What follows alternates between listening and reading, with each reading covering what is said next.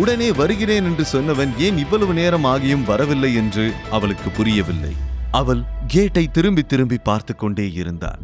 நேரம் ஆக ஆக அவளால் அமைதியாக இருக்க முடியவில்லை. அப்போது வெளியே ஒரு காரின் ஹாரன் சத்தம் கேட்டது. சிவாதான் என்று நினைத்து அவந்திகா ஆசையோடு பார்த்தாள். ஆனால் அங்கே வந்தது சிவா இல்லை. அவளுடைய பழைய ஃப்ரெண்ட் மேகா தான் அங்கே வந்தாள். அவள் காரில் இருந்து இறங்கி திமிராக உள்ளே நடந்து வந்தாள். ஏய், என்னாச்சு? எதுக்கு வாசல்ல நிக்கிற? பார்த்தா ரொம்ப டென்ஷனா இருக்கிற மாதிரி தெரியுது. வாட் ஹேப்பன் என்றார். அவந்திகா அமைதியாக இருக்க, சிவாவுக்காக வெயிட் பண்றியா என்று கேட்க, உடனே அவந்திகாவின் முகத்தில் ஒரு மாற்றம் தெரிய மேகா கன்ஃபார்ம் பண்ணி கொண்டாள். அப்போ நீ சிவாவுக்காக தான் வெயிட் பண்ற, கரெக்டா? நான் உனக்கு ஒரு கசப்பான உண்மையை சொல்லட்டுமா? அவன் வரமாட்டான் என்று சொல்ல அவந்திகா திடுக்கிட்டு அவளை முறைத்து பார்த்தார். என்ன முறைச்சு என்ன பண்றது? அது அவனோட நேச்சர். சிவா ஒரு பிளாக் கோப்ரா. ஏற்கனவே உன் அக்காவோட லைஃபை நாசமாக்கிட்டான். இப்போ உன் லைஃபையும் நாசமாக்க பாக்குறான். ஆனா நீ இன்னும் அவனையே நம்பிக்கிட்டு இருக்க. எழுதி வச்சுக்கோ, அவன் இனி இங்க வரவே மாட்டான் என்று சொல்ல அவந்திகாவுக்கு எரிச்சலாக இருந்தது. ஏற்கனவே அவள் சிவா வரவில்லையே என்று டென்ஷனில் இருந்தாள். போதா குறைக்கு இப்போது மேகாவும் நெகட்டிவாக சொல்ல அவந்திகா பொறுமையை இழந்து விட்டாள். உடனே அவளுக்கு சரியான பதிலடி கொடுக்க வேண்டும் என்று நினைத்தாள். ஆனால் சிவா விஷயத்தில் அவள் டென்ஷனாக இருப்பதால் மேகாவின் வார்த்தைகளை இப்போதைக்கு இக்னோர் செய்வதுதான் கரெக்ட் என்று நினைத்து விட்டாள். அவள் பதில் சொல்லாமல் இருப்பதை பார்த்த மேகா போராகி வெளியேற தயாரானாள். உடனே அவந்திகா ஓடி வந்து அவளை தடுத்தாள். அவளுக்கு இப்போது வேறு சாய்ஸே இல்லை. வெட்கம் பார்க்காமல் மேகாவிடம் ஹெல்ப் கேட்கலாம் என்று நினைத்தவள், மேகா, சிவாவை காணும். ரொம்ப நேரமா அவனுக்காக வெயிட் பண்றேன். பட் அவன்கிட்ட இருந்து எந்த தகவலும் இல்ல. எனக்கு யார்கிட்ட ஹெல்ப் கேட்கறதுன்னு தெரியல மேகா. ரொம்ப பயமா இருக்கு என்று வருத்தத்தோடு சொன்னார். அதை கேட்ட மேகா சத்தமாக சிரித்தார். என்ன தப்பா நினைக்காத அவந்திகா, நீ ஒரு எமோஷனல் ஃபூல். உனக்கு இன்னுமா புரியல? அவன் ஓடி போயிட்டான். உன் அக்காவுக்கு என்ன செஞ்சானோ இப்ப அதே தான் உனக்கும் செஞ்சிருக்கான். அவனுக்கு பொண்ணுங்க உணர்ச்சிகளோட விளையாடுறதா ரொம்ப பிடிக்கும். நீயும் அவனோட வார்த்தையை நம்பி ஏமாந்து போயிருக்க என்று மேலும் அவளை தூண்டிவிட்டார். மேகாவின் வார்த்தைகளை கேட்டு அவந்திகாவுக்கு கோபத்தில் முகம் சிவந்தது. போதும், நிறுத்து மேகா. உன்னை ஒரு ஆளா மதிச்சு உன்கிட்ட சொன்ன பாத்தியா? என்ன சொல்லணும்? எனக்கு என் சிவா மேல முழு நம்பிக்கை இருக்கு. அவன் நிச்சயமா என்ன ஏமாத்த மாட்டான் என்று சொல்ல, பொடி பைத்தியக்காரி, எதை வச்சு அவ்வளவு ஸ்ட்ராங்கா சொல்ற என்றால் மேகா, என் உள்ளுணர்வு சொல்லுது அவன் ஏதோ ஒரு பிரச்சனையில மாட்டிக்கிட்டு இருக்கான். அதனாலதான் அவனால வர முடியல என்றார். அப்புறம் உன் இஷ்டம். நான் சொல்ல வேண்டியதை சொல்லிட்டேன். உனக்கு அவன் மேல அவ்வளோ நம்பிக்கை இருந்தா நீ போய் அவனுக்காக வெயிட் பண்ணு. அவன் பேரை சொல்லி பூஜை பண்ணு. ஆனா ஒரு விஷயத்த மட்டும் நல்லா ஞாபகம் வச்சுக்கோ, நீ தலைகீழா நின்னாலும் அவன் நிச்சயமா திரும்பி வரமாட்டான். இதை சொல்லிவிட்டு மேகா தன்னுடைய காரை நோக்கி நகர்ந்தாள்.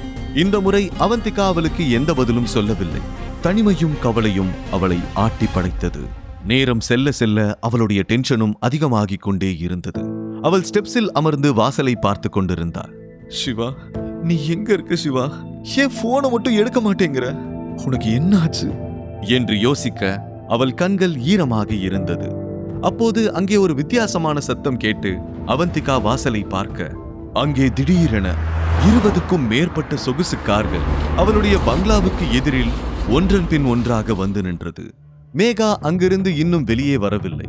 அவந்திகாவின் வீட்டிற்கு முன்னால் கார்கள் வரிசையாக வந்து நிற்பதை பார்த்த மேகா மிகவும் ஆச்சரியப்பட்டார்.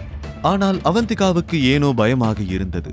எல்லா கார்களின் கதவுகளும் ஒரே நேரத்தில் திறக்கப்பட்டது. அதில் ஒரு காரிலிருந்து தர்மா குரூப்ஸின் எம்டி தினேஷ் கீழே இறங்கினார். பிளாக் டிரெஸ்ஸில் பல பாடிகார்ட் சூழ உள்ளே வந்தார்.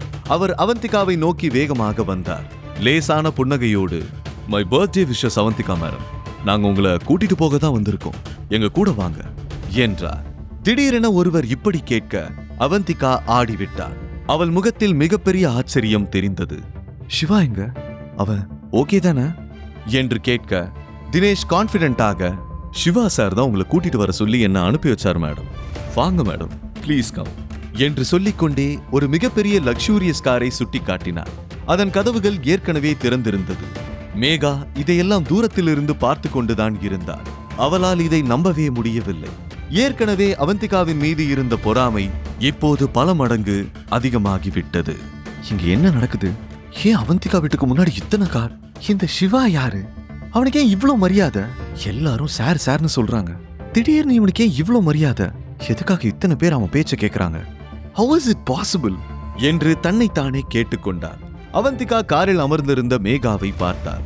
அவள் கண்களில் வெற்றி புன்னகை தெரிந்தது. மேகாவால் அவந்திகாவின் கண்களை எதிர்கொள்ள முடியவில்லை.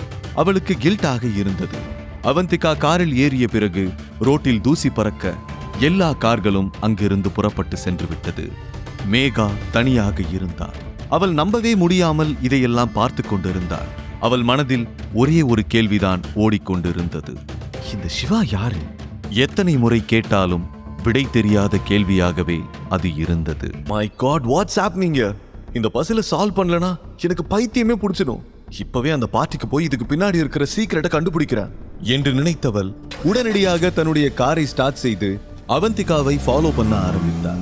அவர்களுடைய கார் தர்மா குரூப்ஸை நோக்கி சென்று கொண்டிருக்கும் அதே நேரம் ரோமியோவின் கார் தமிழ்நாட்டின் பார்டரை கடந்து வெகு தூரம் சென்று கொண்டிருந்தது. சிவாவுக்கு கான்ஷியஸ் திரும்பி இருந்தது. அவன் முகம் முழுவதுமாக மூடியிருந்தது. அதனால் அவன் காரை சுற்றி கேட்கும் சத்தத்தை கவனிக்க ஆரம்பித்தார். அந்த கார் எந்த டைரக்ஷனில் போகிறது, அது போகும் ரோடின் கண்டிஷன், சுற்றி கேட்கும் சத்தங்கள், இதையெல்லாம் சேர்த்து அவன் தன் மனதுக்குள் ஒரு மேப்பை உருவாக்கினார். அவர்கள் இப்போது மும்பையில் ஒரு கிராமத்தில் பாதையில் சென்று கொண்டிருந்தார்கள். ரோடில் ஒரு சில வெஹிக்கிள்ஸ் மட்டும்தான் போய்கொண்டிருந்தது. அதுவும் 10 அல்லது 12 நிமிடங்களுக்கு ஒருமுறைதான் அவர்களை கிராஸ் பண்ணி போனது. அது ஒரு ரிமோட் ஏரியா. கிட்னாப்பர்ஸ் அவர்களை ஏதாவது ஒரு காட்டு பகுதிக்கோ அல்லது ஒரு ஹில் ஏரியாவுக்கோ தான் அழைத்து சென்று கொண்டிருக்கிறார்கள் என்று புரிந்தது. காரின் வேகம் மெல்ல மெல்ல குறைந்து ஓரிடத்தில் நின்றது. சிவா உன்னிப்பாக கவனித்தார். என்னாச்சு சார், ஏன் நிறுத்திட்டீங்க என்று கேட்க, எனக்கு ரொம்ப பசிக்குது, இந்த ஹோட்டல் ஏதாவது சாப்பிட்டு போலாம் என்றார். உடனே நாசர் சரக்கு பாட்டிலை எடுத்து ஒரு சிப் குடித்துவிட்டு, ரொம்ப சந்தோஷம், எனக்கும் பசி வயித்த கில்லுது சார் என்று சொல்ல, ரோமியோ எரிச்சலோடு, இடியட், வேலை முடிகிற வரைக்கும் ட்ரிங்க்ஸ் பண்ணக்கூடாதுன்னு உனக்கு தெரியாதா என்று கேட்க, நாசர் கையில் இருந்த பாட்டிலை பார்த்துவிட்டு பின்னர் சிரித்துக்கொண்டே, இது ஒன்னும் சரக்கு இல்ல சார், மருந்து, டைஜஷன் ப்ராப்ளம் இருக்கு, அதுக்கு தான் குடிக்கிறேன் என்று சொல்லிவிட்டு காரில் இருந்து இறங்கினார். சிவா அவர்கள் பேசிக்கொள்வதை கவனமாக கேட்டார்.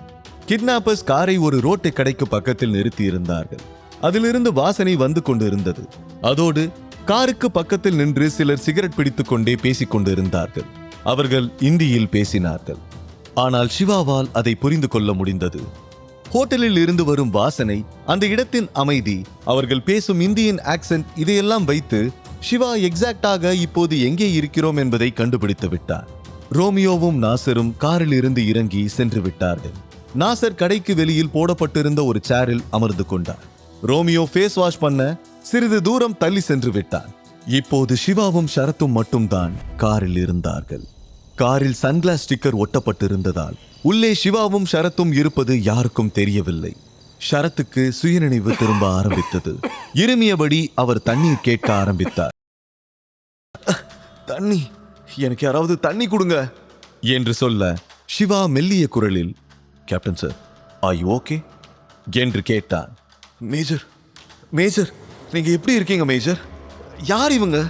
எதுக்காக நம்மளை கிட்னாப் பண்ணியிருக்காங்க என்று கேட்க, பயப்படாதீங்க சார், இவங்க யாருன்னு எனக்கும் தெரியல, பட் நாம எங்க இருக்கோம் தெரியுமா?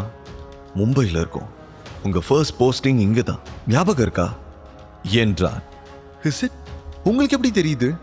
உங்க ஃபேஸை க்ளோஸ் பண்ணலையா என்று கேட்க, அதை எப்படி க்ளோஸ் பண்ணாம இருப்பாங்க கேப்டன்?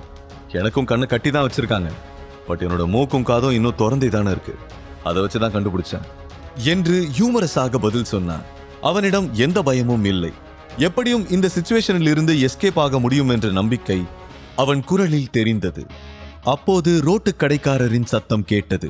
அவர் நாசரிடம், வாங்க சாப், क्या चाहिए என்றார். நாசர் மிகவும் ஸ்டைலாக, truffle, lobster thermidor, souffle and as for dessert bring crepe suzette and cherry jubilee என்று சொல்ல, நாசர் சொன்ன பெயர்களை கேட்டவுடன் கடைக்காரர் குழப்பத்தோடு தலையை சொரிய, உடனே நாசர் புன்னகையோடு, your hotel special food, go and take 2 plates என்றார். கடைக்காரர் நாசரை ஆச்சரியத்தோடு பார்த்தார். நாசரின் பர்சனாலிட்டியும் அவருடைய வார்த்தைகளும் அவனை ஆச்சரியப்படுத்தியது. எதுவும் சொல்லாமல் அவரை பார்த்து கொண்டே அவர் கேட்டதை கொண்டு வருவதற்காக அவன் உள்ளே சென்று விட்டார். காருக்குள் ஷரத் சிவாவிடம், மேஜர், ஐம் சாரி மேஜர், இதெல்லாம் என்னோட தப்பு தான், நான் அவங்கள நம்பிட்டேன், என்னாலதான் நீங்களும் இப்ப சிக்கல்ல மாட்டிக்கிட்டீங்க என்று சொல்ல, நோ கேப்டன், இது சாரி சொல்ல வேண்டிய டைம் இல்ல. நாம எப்படியாவது இங்க இருந்து தப்பிச்சாகணும். நான் சொல்ற வரைக்கும் நீங்க மயக்கத்துல இருக்க மாதிரியே நடிங்க என்றான்.